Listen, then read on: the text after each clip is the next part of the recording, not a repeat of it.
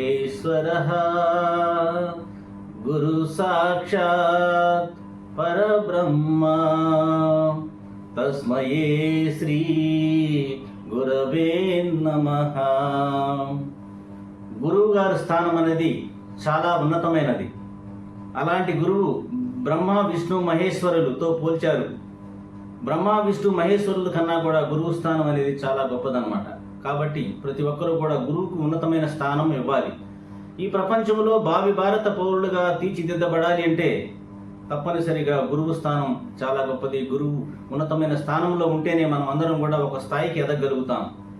చీకటి నుంచి వెలుగులోనికి తీసుకెళ్లేది మహాశక్తి ఏదైనా ఉంది అంటే ఒక గురువు గారు మాత్రమే. కాబట్టి ఆ గురువు గారికి మనం వెలకట్టలేని గౌరవ మర్యాదలు ఇచ్చి మనం సత్కరించుకోవాల్సిన అవసరం ఎంతైనా ఉంది. కాబట్టి అక్షరాలు దిద్దిస్తున్నప్పుడు తెలియలేదు నా జీవితాన్ని మలుపు తిప్పుతున్నారని.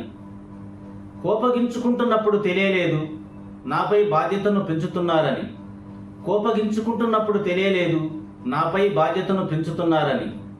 చేతి మీద కొట్టినప్పుడు తెలియలేదు నా చేతికి పదును పెడుతున్నారని. ప్రశ్నలు అడిగినప్పుడు తెలియలేదు ప్రపంచాన్నే పరిచయం చేస్తున్నారని.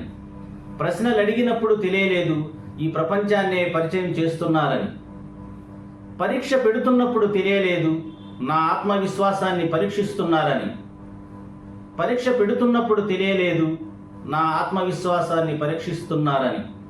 మార్కులు ఇస్తున్నప్పుడు తెలియలేదు నాలో సామర్థ్యాన్ని నింపుతున్నారని. ఈ క్షణం తెలుస్తోంది నాలో ఒక విశాల ప్రపంచాన్ని సృష్టించారని, ఒక మహాశక్తిగా మలిచారని. కాలం గనక వెనక్కి వెళితే మీతో మళ్ళీ దెబ్బలు తినాలనిపిస్తుంది గురువుగారు. మీ అనురాగానికి పాత్రులం అవుతాం. మరి అలాంటి గురువులకి మనం ఏ స్థానం ఇవ్వాలి, ఎలా గౌరవించుకోవాలనే విషయాన్ని మనం ఒకసారి పరిశీలించినట్లయితే మరి ఇప్పుడున్న పరిస్థితుల్లో తల్లిదండ్రులు మొదటగా గురువును గౌరవించడం నేర్చుకోవాలి. చాలామంది తల్లిదండ్రుల్లో గురువు అంటే మరి ఒక రకమైన చులకన భావనతో చూస్తున్నారు. అలా చూడటం మూలంగానే ఈరోజు సమాజంలో విద్యార్థులు పిల్లలు కూడా మరి గురువుల్ని చులకనగా చూసే పరిస్థితి వచ్చింది. మరి ఎవరైతే తల్లిదండ్రులు ఉన్నారో వారు పిల్లల ముందు గురువుని గౌరవించి మాట్లాడాలి, గురువు గారిని ఎలా ఉండాలి అలా ఉండాలని చెప్పి మొదటిసారిగా మరి గురువు గొప్పతనాన్ని గురించి పిల్లలకు బోధించినట్లయితే తల్లిదండ్రులు తప్పనిసరిగా గురువులకు ఉన్నత స్థానం ఇవ్వబడుతుంది. పిల్లల మనసులో కూడా అదే నాటుకుపోతుంది. అలా కాకుండా చాలామంది తల్లిదండ్రులు ఈనాటి సమాజంలో చాలామంది తల్లిదండ్రులు చేస్తున్నారు.